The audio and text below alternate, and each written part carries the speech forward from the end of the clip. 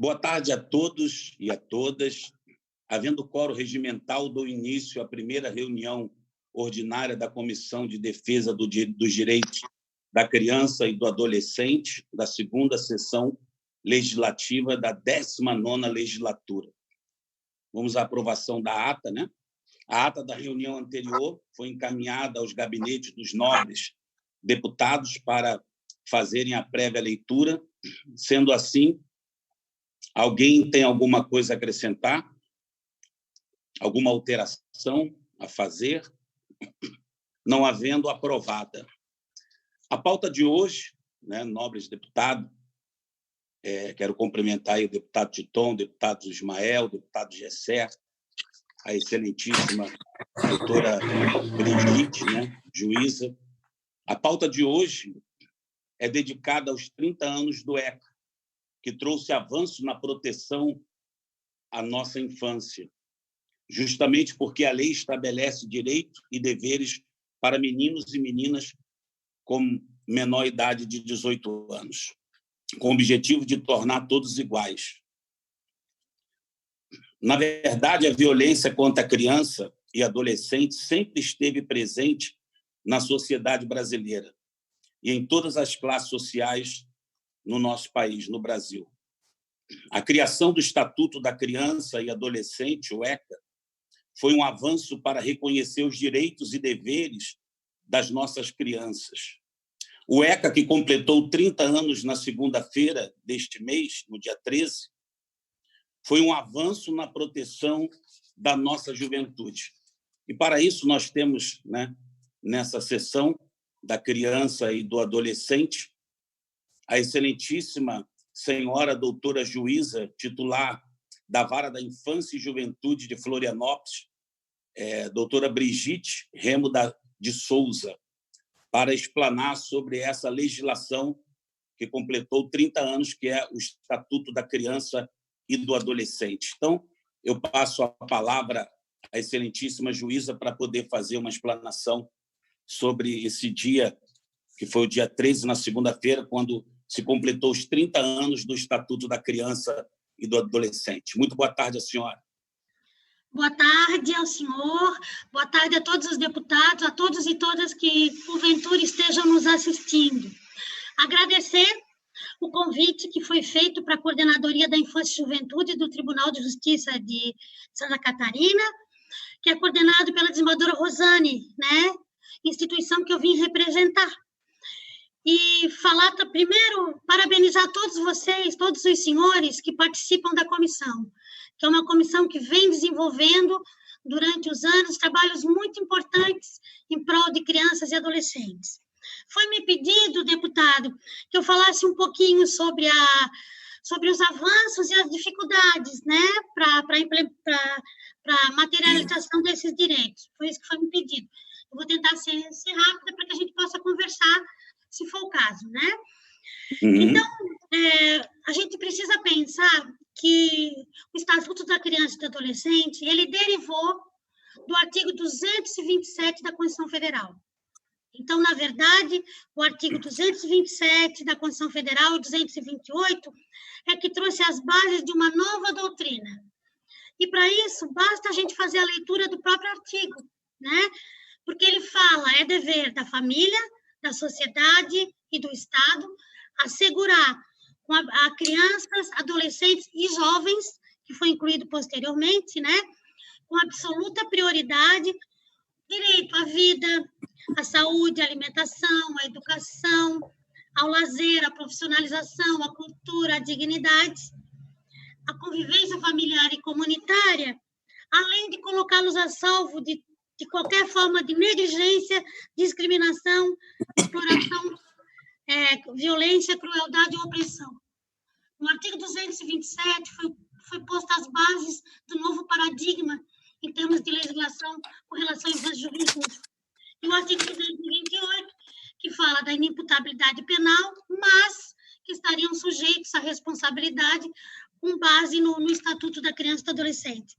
Então, quais foram as modificações? O Código de Menores, que era em vigor antes do Estatuto.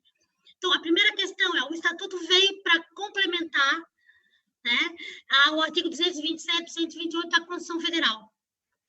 E, quando ele fez isso, ele foi a primeira legislação da América Latina a incorporar os princípios da Convenção dos Direitos da Criança. Né? Como é que era antes? O que mudou? O Código de Menores, ele se aplicava a determinada faixa de crianças e adolescentes, normalmente aqueles menos favorecidos socialmente, economicamente, né? Não fazia distinção entre criança e adolescente abandonado e criança e adolescente que tenha praticado algum ato infracional, eram todos misturados, não existia direito à defesa, não existia devido processo legal, a criança era um objeto do Estado. E a atuação do juiz da infância era uma atuação muito grande e muito discricionária, né? Então, o Estatuto veio para mudar esse perfil. O que diz a primeira coisa que ele traz para nós, né? É que a criança é um sujeito de direitos. É básico, mas naquela época precisava ser dito. E eu acredito que hoje também precisa ser repetido. Né? E que direitos são esses? Os direitos de qualquer pessoa humana, que qualquer um de nós tem. Então, direito à vida, à saúde, como a Constituição já estabeleceu. Então, ele trouxe os direitos básicos e colocou as crianças numa condição de sujeitos de direito. Isso foi a grande transformação. A outra transformação, ele se aplica indistintamente a criança e adolescente. Não tem diferença de classe, de econômica, não tem nenhuma diferença. Então, ele é horizontal. Foi outra distinção que ele trouxe.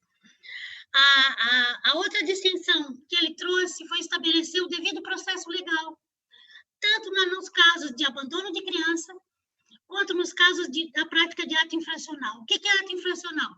Ato infracional é quando o adolescente pratica um ato que para o adulto é definido como crime. Não existia essa distinção no Código de Menores. Então, se misturava ato de indisciplina, qualquer tipo de ato ia todo para o mesmo local. Então, o devido processo legal, tanto para isso quanto para as crianças, onde se está discutindo se eles têm ou não condições de permanecer com seus filhos, no caso de violação. Essas famílias têm o direito assegurado de ter um processo, de ter um advogado, de poder demonstrar que tem condições de ter os filhos de volta. Então, foi uma transformação profunda, e foi uma transformação que nos colocou como mudanças profundas no estado de democracia mesmo. Foi uma democracia para dentro do direito da infância, né? O reconhecimento de direitos. Isso foi fundamental. O que a gente precisa hoje, na verdade, né? Se a gente vai pegar o Estatuto, a gente vai ver que ele está dizendo justamente isso. Né? Ele está dizendo que eles gozam de todos os direitos inerentes à pessoa humana, e que todos nós temos que assegurar. A outra grande transformação que o Estatuto trouxe, que para mim é uma das grandes transformações, ele trouxe a sociedade para trabalhar com os direitos da criança e do adolescente. O que ele diz? Ele chama a família, ele chama a sociedade e chama o Estado. Ele trabalha uma corresponsabilização. Acabou aquele negócio que era tudo na mão do juiz, o juiz tem um poder muito grande. Então, hoje existem instâncias na sociedade que foram criadas para resolver as questões, né? Fazendo com que o judiciário tenha um papel que fique, vamos dizer assim, na retaguarda, quando nenhuma outra instância conseguiu resolver. Né? Então, e como é que ele conseguiu fazer isso? Criando os conselhos tutelares, que zelam pelos direitos das crianças, criando os conselhos municipais de direitos da criança, os conselhos estaduais e o Conselho Nacional. Então, são espaços de participação da sociedade e, ao mesmo tempo, de controle social das políticas. E outra questão fundamental é que ele falou, isso a Constituição também traz, a necessidade de políticas públicas voltadas específico para esse público. Né? E essas políticas públicas elas têm que ser articuladas, elas têm que conversar com as políticas públicas, que pode ser feito tanto por organizações não governamentais quanto por organizações governamentais. Então, essa abertura foi dada, foi trazida também. E o importante é que a gente proporcione oportunidade e facilidade no sentido de facultar esse desenvolvimento de criança e adolescente. Então, assim, bem resumidinho, as transformações que o Estatuto trouxe, do meu ponto de vista, com o tempo que a gente tem, são essas que eu trago principalmente para reflexão. Quais são as dificuldades? A primeira dificuldade que eu aponto é o desconhecimento do Estatuto. As pessoas não conhecem o Estatuto e, ao mesmo tempo, ele tem uma série de rótulos. Impunidade. Não funciona. Então, assim, a gente precisa conhecer melhor o Estatuto e vai ver que o que traz ali é básico, são questões básicas.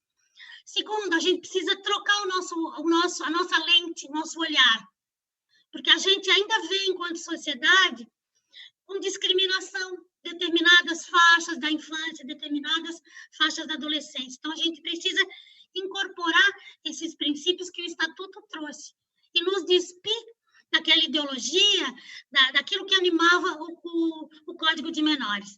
É a segunda questão que eu trago. A terceira cobrar a existência de políticas públicas e de orçamento para isso, porque não adianta se criar uma política pública sem ter um orçamento para isso, né? Então, nós precisamos criar essa questão. E uma outra questão importante é que a sociedade saiba que, a partir dos 12 anos de idade, o adolescente que pratica um ato infracional, ou seja, aquele ato definido como crime ou contravenção, ele está sujeito a um processo e ele pode até ser privado de liberdade a partir dos 12 anos de idade. Então, é uma legislação, na verdade, dura. Porque, vamos imaginar qualquer adolescente que a gente conhece com 12 anos, ele pode estar sujeito a uma restrição de liberdade. E o Estatuto trouxe uma série de medidas, né, que precisam conversar, e outra dificuldade é essa, o SUAS, o Sistema Único de Assistência Social, ele precisa estar funcionando, ele é um instrumento maravilhoso, ele trabalha com a territorialidade, mas nós precisamos de mais CRAS, nós precisamos de mais CREAS, principalmente aqui no estado de Santa Catarina. A gente precisa, é um ônus do município, a gente sabe que não que é um ônus pesado, a gente precisa que tenham funcionários, servidores para colocar em prática essa política. O que a gente vê, às vezes, é uma falta de funcionários que não conseguem colocar em prática essa política. A mesma coisa, o fortalecimento do SUS, porque nós precisamos dialogar com todas as políticas, a sociedade e o Estado têm que dialogar com todas essas políticas. E a gente ainda sente dificuldade, muitas vezes, em estabelecer um diálogo horizontal, respeitoso e também se dispondo a ouvir, né? Para mim, o Estatuto ele fez uma revolução, na verdade, na parte legislativa com relação a criança e adolescente. A gente só precisa abrir nossa cabeça para acompanhar essa revolução e colocar em prática o que o Estatuto traz, que são questões bem básicas, se a gente for ler. E sem falar também que ele sofreu uma série de modificações importantes, mais a nível de procedimento. E é importante, que eu já vou aqui fechar, é importante que se diga também que também existe nós não tínhamos uma lei para execução de medida socioeducativa. A gente utilizava o que tinha para o adulto, né?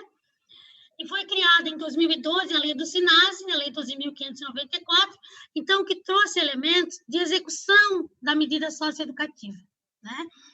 O que a gente percebe ainda hoje, pelo próprio Estatuto, né?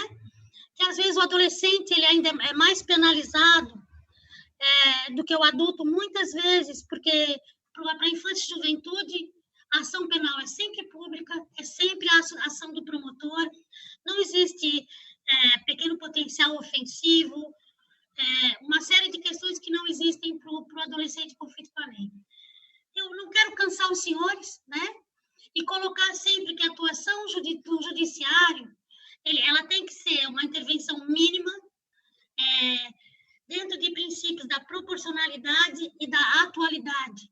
porque o Estatuto quer que a sociedade se mobilize, que a sociedade faça a democracia acontecer através das reivindicações dos direitos. Muito obrigada por terem me ouvido. Estamos à disposição. Uma boa tarde para todos. Boa tarde, doutora. Muito obrigado pela sua participação. E eu acho que deve ser feito isso mesmo. A senhora falou de levar as pessoas, a sociedade, a conhecer o Estatuto, né? Eu acho que isso é fundamental. A sociedade tomar conhecimento, né, do Estatuto, dos seus direitos e deveres das crianças e do adolescente. Quero abrir também espaço aí para a participação dos nobres deputados que fazem parte da comissão. Algum dos deputados desejam se manifestar? Presidente, deputado Ismael. Deputado. Sim. Mais uma vez, cumprimentando aí nosso presidente, o Bispo Mota, deputado Titon, deputado Gessé, não sei se tem mais algum deputado aí, a doutora Brigitte. Enquanto ela falava, eu estava aqui um pouco de nostalgia, porque exatamente há 30 anos eu trabalhei muito de forma intensa nas comissões que ajudaram a debater o Estatuto da Criança lá em Brasília. Eu fui secretário municipal da Criança e Adolescente em Blumenau. Na época existia uma secretaria, foi a primeira secretaria do Brasil, infelizmente não se manteve, mas durante 2 anos a gente trabalhou aqui como secretário municipal da Criança e Adolescente. E eu lembro que, efetivamente, talvez o maior questionamento da sociedade, ainda hoje, 30 anos depois, exatamente esse que foi pontuado pela doutora Brigitte, em relação às medidas socioeducativas de que o Estatuto só trazia direitos, né, e não trazia deveres. Esse estigma ainda permanece, eu sinto isso, né? Esse estigma permanece na sociedade. E bem colocado aí pela doutora Brigitte, de fato, o adolescente infrator ele vai desde uma advertência verbal até o banimento da sua liberdade, né? Mas eu gostaria de fazer essa indagação à doutora Brigitte, como trabalhar, não é, para desmistificar, né, essa questão da impunidade do adolescente infrator. Era isso que eu gostaria de questionar a doutora. Tá. Deputado, muito obrigado pela pergunta. E eu preciso dizer que Blumenau brilhou muito no início da aplicação do Estatuto. Eu me lembro, inclusive, que vocês tinham um trabalho que foi premiado pela ONU na semi-liberdade. Foi um trabalho belíssimo, né? Pena que não tem mais. Então, assim, o que eu coloco é o seguinte, no meu entendimento, não existe impunidade. Existem outras formas de punição que, na verdade, o viés do Estatuto é ressocializar, né? Então, e uma outra questão hoje em dia, nós aplicamos muito medida socioeducativa de liberdade assistida e prestação de serviço à comunidade, que o adolescente, quando pratica um ato, né, ele vai ser acompanhado por uma equipe do município. É um trabalho importante e que as equipes do município fazem. A gente ainda tem que aprender a dialogar com o Estado, com a Secretaria, porque a Secretaria Estadual de Assistência é que coordena essas medidas em meio aberto. E o município é que executa, né? Então, a gente ainda tem que aprender a dialogar melhor para abrir mais espaço. Quais são as demandas que eles trazem para a gente, né? Falta de oportunidade. Eles querem trabalho, eles pedem trabalho, né?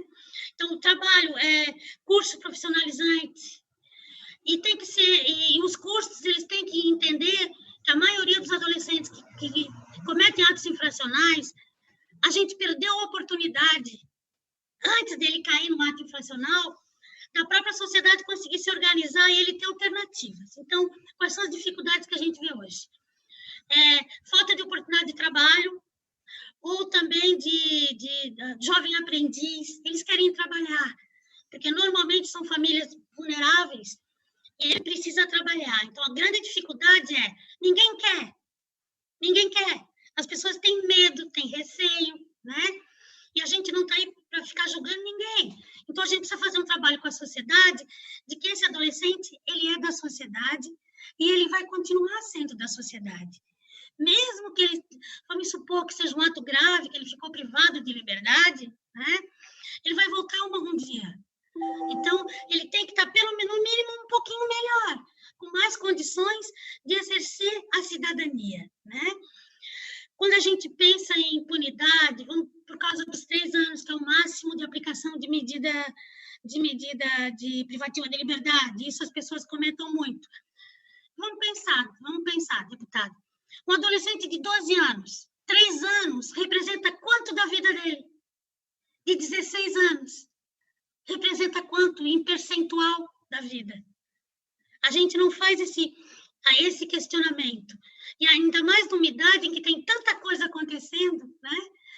E se precisa trabalhar melhor. Curso profissionalizante para eles. É uma batalha a gente conseguir curso profissionalizante tanto para quem está privado de liberdade quanto para quem está cumprindo medida em meio aberto. Outra questão que é diária, nossa luta, é com relação à educação. Normalmente, isso é nacional, não é só Santa Catarina. Normalmente, aquele que comete ato infracional está fora da escola. E tem uma defasagem de idade séria muito grande. A grande maioria abandona no 5º ano. Sabe? Abandona no 5º ano. Então, a gente tem que trabalhar com adolescentes onde não se apresenta muita perspectiva de mudança, onde ele gostaria de trabalhar, ele queria estudar, mas ele também tem dificuldade em aprender, a gente tem muito isso também. E uma educação de jovens e adultos que falem mais a linguagem deles, que seja mais atraente para que eles permaneçam na escola, né? E uma outra coisa, deputado, que ainda existe, as pessoas confundem crianças que estão em abrigos, em casas de acolhimento, e adolescentes que cumpriram medidas que estão em estabelecimento cumprindo medidas socioeducativas. Quem está em casa de acolhimento sofreu violência da família. As violências, as piores violências que os senhores podem imaginar nas mãos da família. Eles estão lá porque não têm onde ficar. E eles enfrentam preconceito também, para conseguir trabalho, para conseguir estudo. Nós temos adolescentes, inclusive esse adolescente era de uma casa de acolhimento de São José, onde a doutora Ana Cristina trabalha. Hoje, ele está fazendo engenharia elétrica na UFSC. Mas isso porque foi dada oportunidade, né? Então, a gente precisa desmistificar e abrir mais espaço para que essas crianças e adolescentes consigam oportunidades para tentar mudar um pouco a vida. Eu não sei se eu respondi, sabe? Mas nós temos muitos adolescentes cumprindo medida em meio aberto hoje em Florianópolis. Muita. Respondido, deputado, nobre deputado Ismael. E eu estou à disposição para qualquer coisa aí, tá?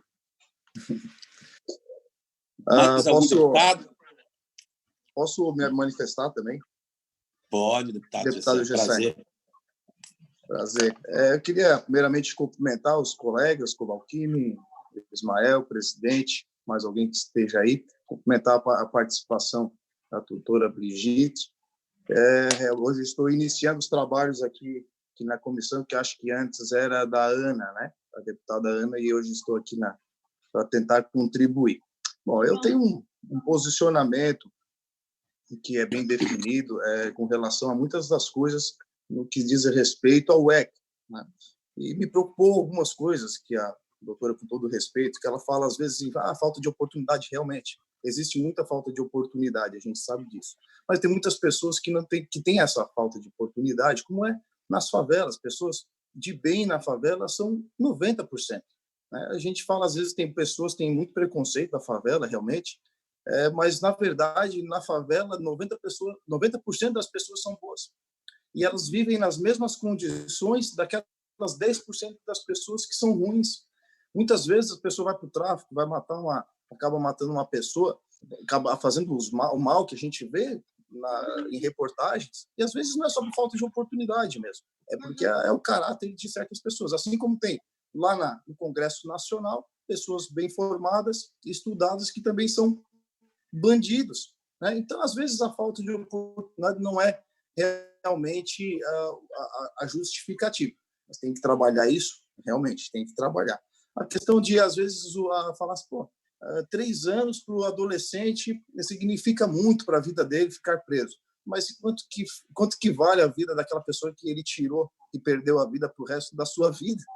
Vamos dizer assim, ficou contraditório. Mas a família que perdeu um ente querido, a droga que ele vende, que destrói famílias, eu acho que essas coisas têm certos crimes que não têm idade, na minha opinião. Elas precisam ser tratadas de acordo com a gravidade do ato que cometeu.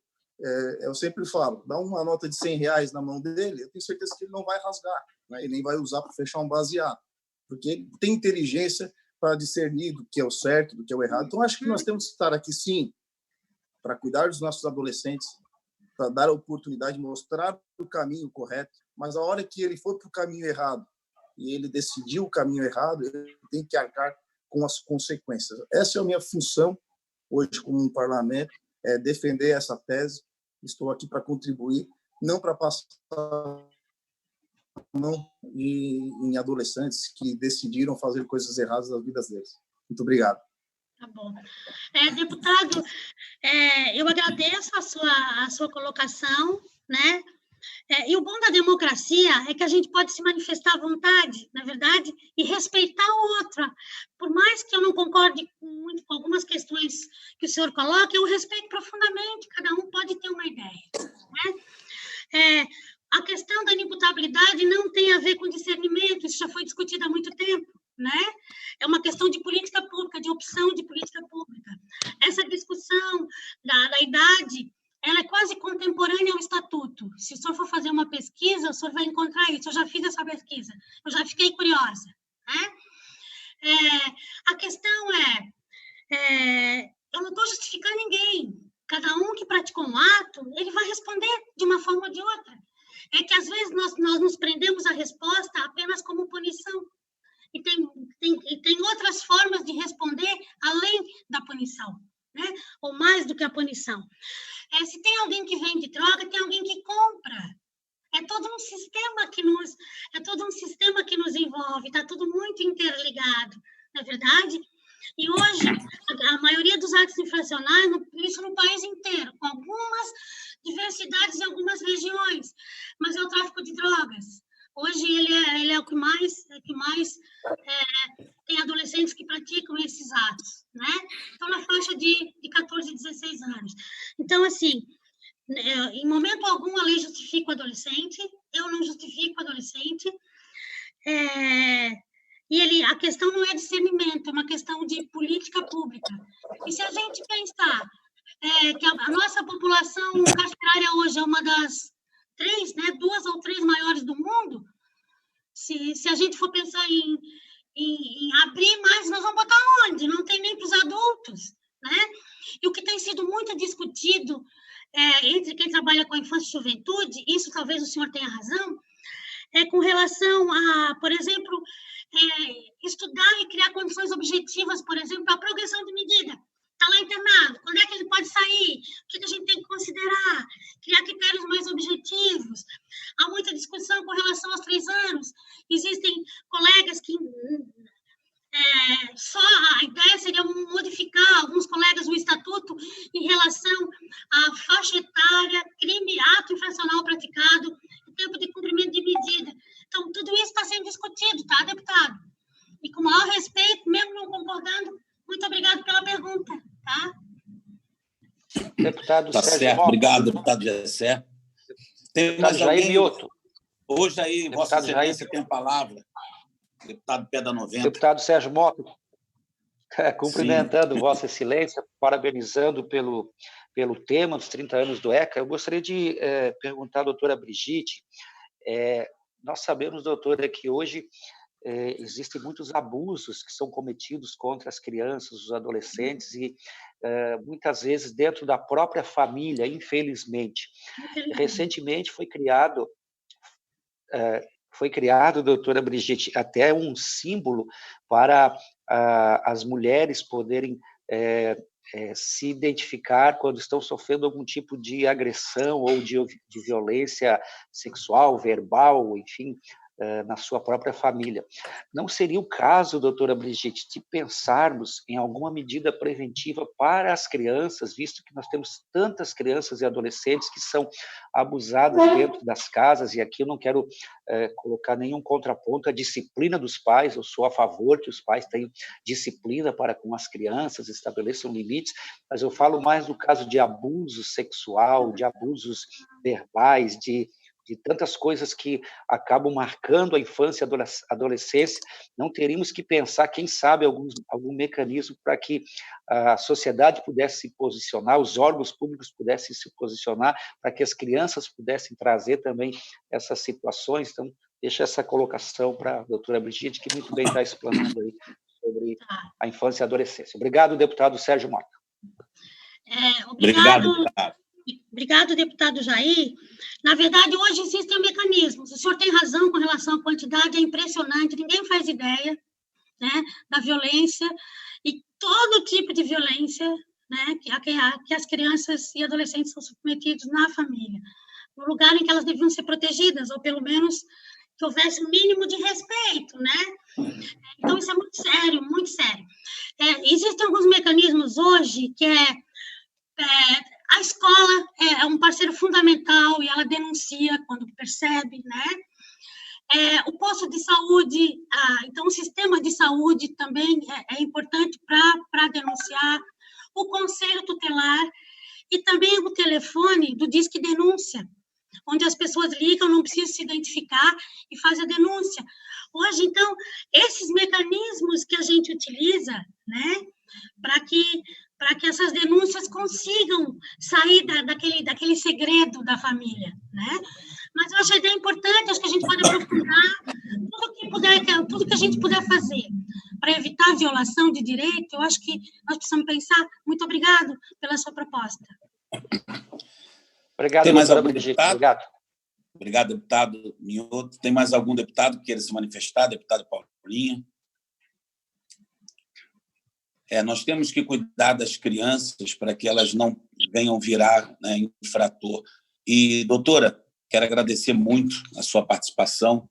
Nós temos que também olhar, e na próxima reunião, se a pauta será sobre os conselhos tutelares, né, do nosso Estado. Nós tivemos com a ministra Damares, e ela nos pediu, junto ali com as conselheiras tutelares, uma atenção especial, porque eles estão trabalhando muitos precariamente nesse momento de pandemia, não tem máscara, álcool gel, elas têm que disponibilizar do próprio salário.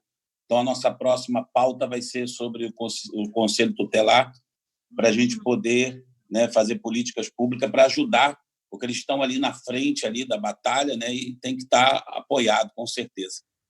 Então, agradeço muito Vossa Excelência e coloco a Comissão da Criança e do Adolescente, na qual estamos presidindo, à disposição da Vossa Excelência, de trabalhar junto para ajudar as crianças e adolescentes aí do nosso Estado.